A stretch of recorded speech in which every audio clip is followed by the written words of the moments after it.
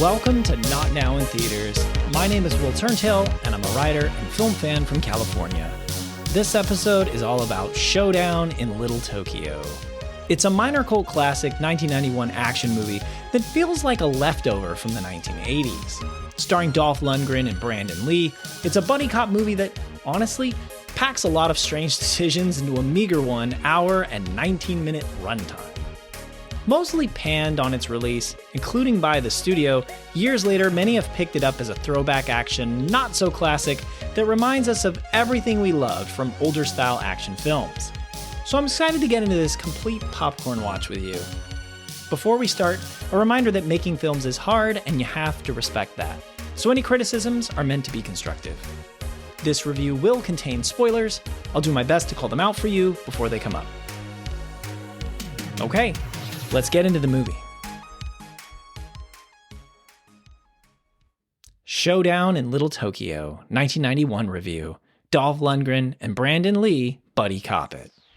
Showdown in Little Tokyo is bad, but in a good way.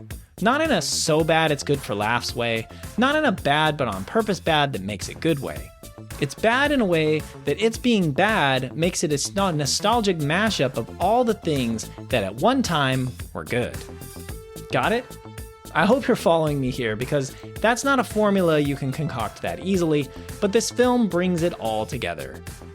Released in 1991, this movie didn't get the message that the 1980s were over. And as some movies fail to roll into the next era of cinema, this one tries to squeeze the last of the halcyon days of buddy cop action and over-the-top thrills that it could.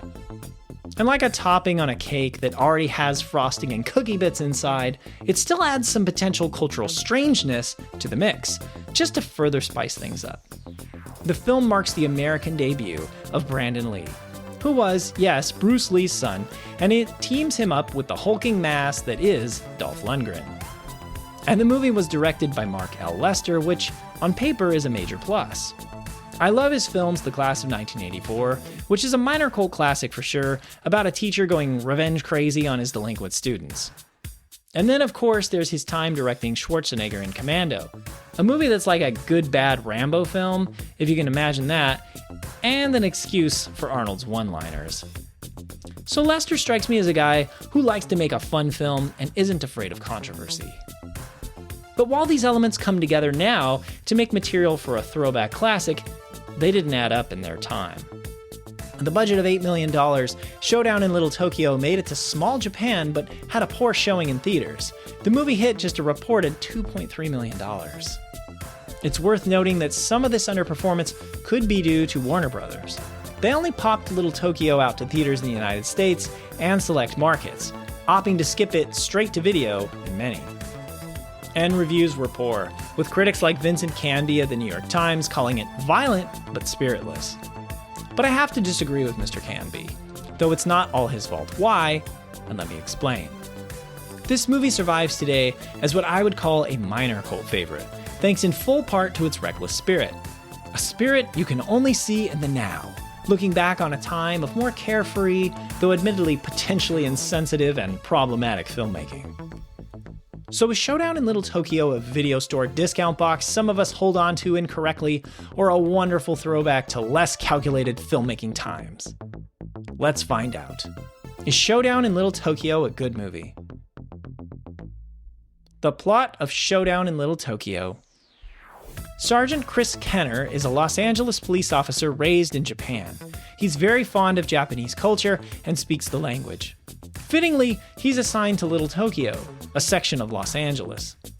Detective Johnny Murata is a half-white, half-Japanese police officer who is reassigned as Kenner's new partner. And wouldn't you know it, despite being half-Japanese, Murata more identifies as a white guy, making him the opposite of Kenner. Soon, these new partners begin investigating the shady dealings going on at the Bonsai Club, a nightclub in town.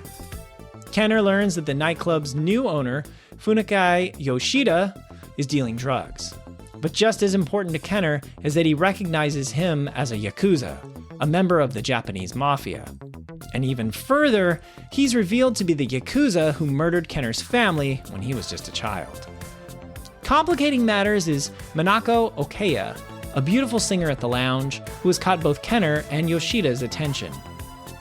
Can new partners Kenner and Murata keep Minako safe from Yoshida, expose his drug-dealing operation, and avenge the deaths of Kenner's parents? And walking you through the cast of this wonderfully fine film here, Sergeant Chris Kenner is played by Dolph Lundgren. Detective Johnny Murata by Brandon Lee. The ever-excellent Kari Hiroyuki Tagawa plays Funakai Yoshida, the villain, and Minako Okeya is played by Tia Carrera.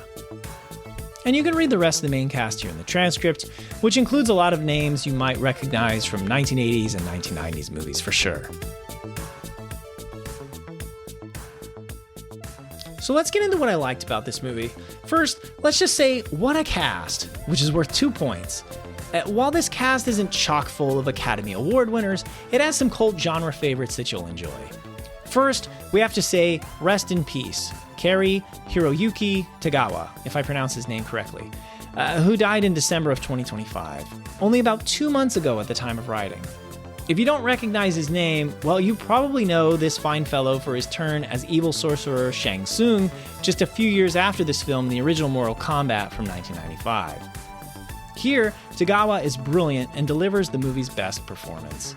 Yoshida has the cold expression of a Yakuza boss who takes a sick satisfaction watching people suffer, happy to videotape one of his own rapey murders and witness his rival helplessly crushed in a car in a junkyard smash, quipping as he goes. His screen addiction or fetish at work here is his weakness, but he's a tough Yakuza with the tattoos to prove it. Then there's Dolph Lundgren as Kenner. Well, we know Mr. Muscles is going to come at us in this, being the star and all. What matters most here is his sheer, almost comical presence, and he's got that.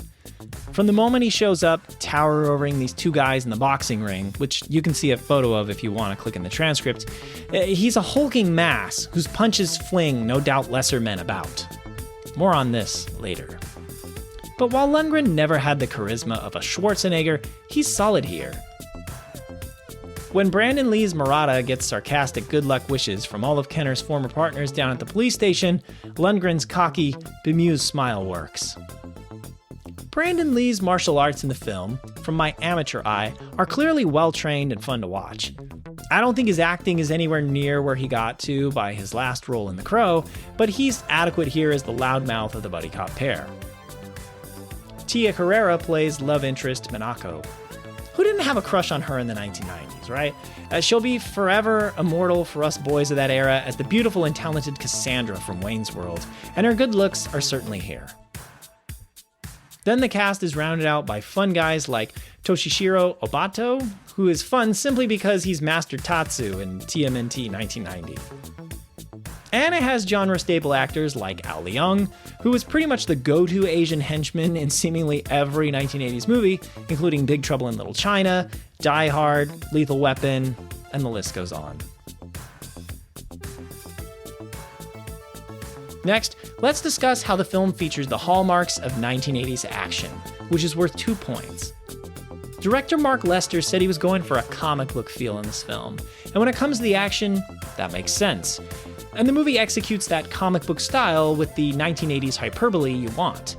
Kenner has a Desert Eagle, a gun that was actually advertised to a Hollywood during this time, and it is loud as hell. When he assaults a building to rescue Minako, he tactically rolls his way around, kicks people in the chest, and pulls a man through some serious balsa wood. Dolph Lundgren's Kenner vaults over a moving car trying to smash him, doing a full-on karate kick in the process. Or let's face it, Lundgren in camera tricks or a stunt double. And the tropes you'd expect are here too. Kenner and Murata are predictably captured, stripped shirtless, and set to be tortured by electricity. Which, by the way, is yet another 1980s choice, seen in Rambo 2 and Lethal Weapon, no doubt among others. Lastly, the film ends in a big warehouse fight because, of course it does. Again, yes, I know the release date is 91, but this movie feels like all the best of 87. Next, let's talk about the film's furious pace, which is worth a point. The movie greases its way past you. Our introduction to Kenner? He just drops down from the ceiling into an underground fighting ring mid-match and demands to arrest its promoter. Investigating the murder that leads to Yoshida, that takes questioning one witness, Manako, and we got the answer. The dialogue is heavy-handed so that we can move the story ever forward, and it's as if there is a rule that all exposition scenes between Murata and Kenner happen in the car. The natural, obvious place that partners open up to each other, right? And the film is a walking cartoon, which adds a point. Director Mark L. Lester said, "I was going for exaggerated reality, kind of a pop art thing or a comic book." When you think about the movie from this lens, it makes a bit more sense.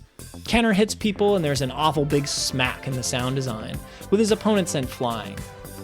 His gun is big and comical, his leather jacket with studs on the top is a comic character's, for certain, not a true policeman's. So you can tell you're not walking in straight reality. And then there are them gangsters, which adds a point. The Yakuza are just delightful for strange reasons. First up, I think it's really funny that the drug dealers roll around in classic cars. Why are the Japanese drug dealers so obsessed with classic American cars? I don't know. I don't hate it. I don't take issue with it. But having a designated fleet of American classics? Well, it's something about their style that doesn't seem to match the overly Yakuza things the movie does. Are the Yakuza known for convertibles? I guess that's the Los Angeles bleeding into the gang. But again, given the comic book style of the movie, I think the classic cars were a way of trying to implement that. Although in this moment, yeah, I don't quite feel it. And it's funny how we have these Japanese gangsters in their 1990s suits. There's an excellent style capsule going on here. They've got these giant lapels, the loud shirts underneath them, the double-breasted nature of some of their coats. I don't want to bore people who aren't into men's fashion or retro fashion, but the puffier look had a time. And to characterize them, the film seems to have one villain's music cue in this movie. It's like the Kari Hiroyuki Tagawa Yakuza swoon sounds. Once you hear it, you just can't unhear it, because they use it over and over and over again. Every time Yoshida rolls out with his guys, every time he reveals some part of his sinister plan to smuggle drugs in their brewery, the film leaks out those intriguing Yakuza music stings. It doesn't even necessarily sound Eastern. I wish I could play it for you, but copyright reasons prevent me from doing so. Anyhow, just hearing the same song minute after minute was cracking me up, and I loved it.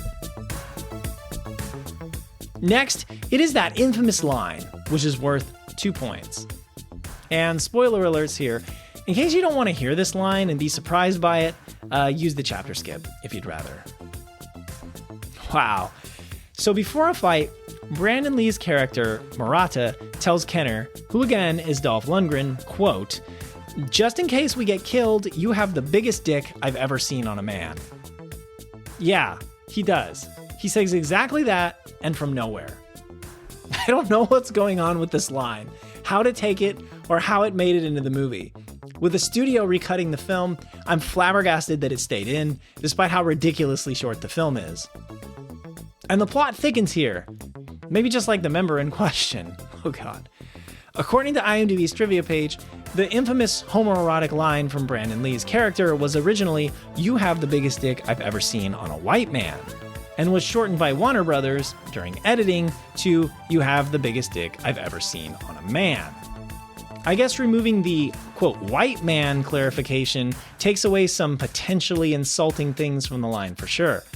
And that original line would have implied Murata openly admitting he knows about dick sizes, which of course straight men would never do. But why not just take out the whole line? I'm at a loss, and I don't know. But for nearly making me spit out my drink while I watch this movie, this ridiculous line gets 2 points. So what's not so good about this movie? First, the film is turning Japanese, which takes away no points. The film integrates Japanese culture into the movie with the laziness of a room full of white writers brainstorming every stereotype they know about Japanese people and plugging them in. When Kenner and Murata capture a witness from the fight at a Japanese restaurant, well, he breaks his own neck so as not to reveal the details of his gang's plan. This is, of course, labeled a ritualistic suicide to preserve his honor and keep his word to his gang. You have Minako, who tries to commit seppuku due to the embarrassment she suffers from Yoshida. That would be slicing oneself to death across the abdomen. And then there's the henchman who offers a piece of his finger to Yoshida when he fails, which goes back to gambling times in Japan as a ritual for paying off debt, if I got that right. It's something called yubitsume? Yubitsume? I'm not sure how to pronounce it. It's worth noting that if you do some research, seppuku went out of fashion more than 100 years before this movie was made. So the movie has these modern day Japanese people walking around killing themselves to preserve honor, which is no. There's also some time for the Yakuza to all hang out in the Japanese bathhouse, which also just feels like another item on the checklist from the what do we know about Japanese people pre-internet days in which this movie was made. That scene even involves a very large Yakuza who wrestles with Lundgren, as if that's a way of throwing sumo action into the film. Then there's the really strange dynamic between Dolph Lundgren's Kenner and Brandon Lee's Murata. Sure, the real-life Dolph Lundgren is trained in karate. His Wikipedia page says he has been trained in Kyokushin karate, if I'm pronouncing that well, becoming the European champion in 1980 and 1981. So when he's throwing kicks, that's all good. But he walks around speaking the language and holding little cups of green tea. And he too seems to be based on all of Japanese culture from the 1800s, not on contemporary times. He takes Minako and Murata to his woodland hideout that he built, because there are woodlands outside of LA. But of course, it's got all the sliding doors and wood cabin feel of feudal Japan to it. And lastly, in the ending scenes of the movie, he's gone to war with what I think is some kind of karate gi and a headband on. Yeah. Altogether, it's just slapping together samurai, Yakuza, and whatever other, quote, Japanese things they could think of. And if you want to, you can point out that Brandon Lee is not Japanese. I don't think Tia Carrera is Japanese. And I'm sure many of these cast members are Asian, but not Japanese. We've come a long way from this in our films, and I don't want to sound like I'm applauding the movie's stapling together of stereotypes. But the sheer ridiculousness of all this, Lundgren hunkering around like he's totally Japanese, these throwback gangsters, it makes for ridiculous fun. So I'm not sure where this aspect lands in the movie, and I don't know if it offends Japanese people or just makes them laugh, so we're going to assign it a net 0 points. Next, it is let's treat these women like spoons that deliver delicious, which takes away 2 points. And some spoiler alerts here, if you don't want to hear them, that chapter skip is available. Yeah, it's no surprise that a leftover 1980s action movie doesn't give its women much to do, and it does some problematic things to them. One gets, how do I put this, willingly violated? At least until her head is chopped off with a samurai sword. Minako is simply the object of lust. After Yoshida forces himself on her, she, because this movie fully embraces stereotypes, prepares herself for ritualistic suicide. But about 48 hours or 72 hours later in film time, she's stripping down to hop on top of Dolph Lundgren's Kenner for a sex scene. Movies are always unrealistic, and I hate having to react to everything. But I have an easier time letting go of holes in physics or science than I do character decisions. So a woman preparing herself to die from an assault and potential rape isn't going to start up some sex with a man just 72 hours later. But hey, for Tia Carrera, who played Minako, at least the unrealistic thing in Wayne's World is that Wayne could be seen as unambitious and lazy, yet as a quite talented and enterprising girlfriend. So at least in a future film, she will get to portray a more accomplished woman. So adding it all up, Showdown and Little Tokyo earns 7 points. On my scale of let's not watch, should I watch, or go watch this movie, that's going to land at my should I watch rating. Showdown in Little Tokyo isn't very good. There's not much of a script. The heroes basically know who committed the crime right away. So they go around finding him and fighting him in bunches of skirmishes until a final showdown, and there's not a lot of tension. The effort to portray Japanese Yakuza is slapdash at best, and things are pretty misogynistic. But other than the misogyny, it's a kickback movie that will make you smile. It has a cartoonish tone, hilarious lines, a feverish pace, and is loaded with old-school 1980s type action many of us miss. So as a video store era treasure, I enjoyed the movie. And if you're into that thing, I think you may like it as well. The legacy of Showdown in Little Tokyo. So what's the legacy of Showdown in Little Tokyo? Well, the film became a cult classic among action fans after its release. I wouldn't consider it a major one, but you'll find little pockets of appreciation for it out there on the internet. According to IMDb's trivia page, after being disappointed by the studio taking over this film, director Mark L. Lester started to finance and sell his movies himself to keep control over them. So I guess for director Mark L. Lester, this was a turning point in his career as far as his attitude toward the studios. Also, according to IMDb, editor Michael Elliott was brought in by Warner Brothers for substantial re-editing to make the film faster after WB were unhappy with an early cut. Scenes cut included a different introduction to Kenner and his former partner Yosuto, more of the Nelson character, played by Ernie Lively, more dramatic scenes between Lundgren and Lee, and a scene after the opening gunfight at the underground boxing match where Kenner is chewed out by his superiors for all the mayhem he has caused. So that gives us a better idea of what Lester was going for. But since this is more of a good-bad movie that feels good, I don't know if making it more competent would improve or diminish its retro appeal now. For Dolph Lundgren, I feel this film is kind of sad. When director Lester worked with Schwarzenegger, they made Commando. That movie is pretty beloved for right and wrong reasons, and did good business in its time.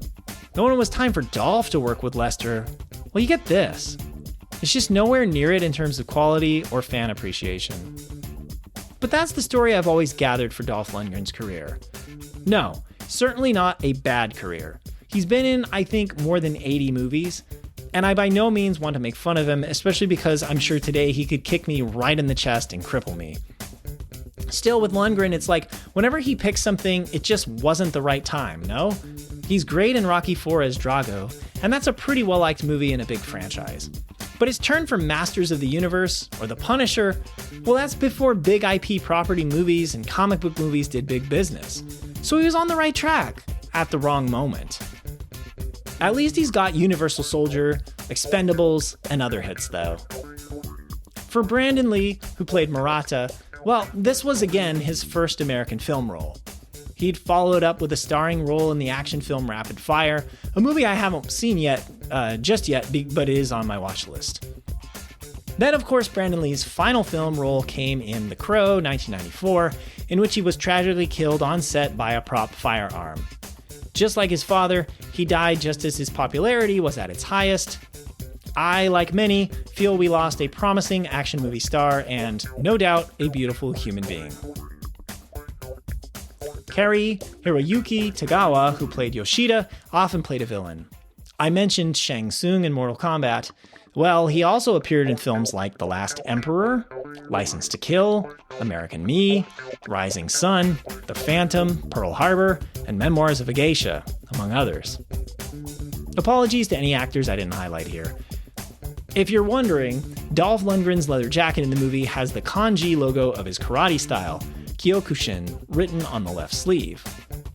And although it sounds like Showdown in Little Tokyo is related to John Carpenter's Big Trouble in Little China, that's just a title coincidence. But there is a random John Carpenter connection, though a slight one. IMDb trivia says, at the crime scene, when Kenner is shown the decapitated girl's dead body, the church in the background was also in Prince of Darkness. It's a historical landmark, the first Christian church in Little Tokyo. So there you go. Okay, that's all I have for this episode. Thank you so much for listening. And if you haven't seen it yet, I hope you'll check out Showdown in Little Tokyo. And if you have seen it, what do you think? Is it a popcorn action film many of us missed? You can reach out and let me know on Blue Sky using the link in the transcript, or just search for Will Turntail. And if you like this episode, would you please take a minute or two to leave me a review or rating on this podcast if you haven't done that already? A few people have rated it before, and I so appreciate that. It makes a massive difference. Or if you're listening on YouTube, hit that like button and subscribe. New episodes of this podcast come out on Thursdays. I do not know what next week's episode will be. If the trend continues, it still won't be The Mist, and the running joke on this podcast can continue. I have watched a number of Brandon Lee movies, so I might do a mashup episode of all the Brandon Lee movies that aren't this one or The Crow that I have seen. or it may just be something completely random. Whatever the case, there will be something for you next Thursday.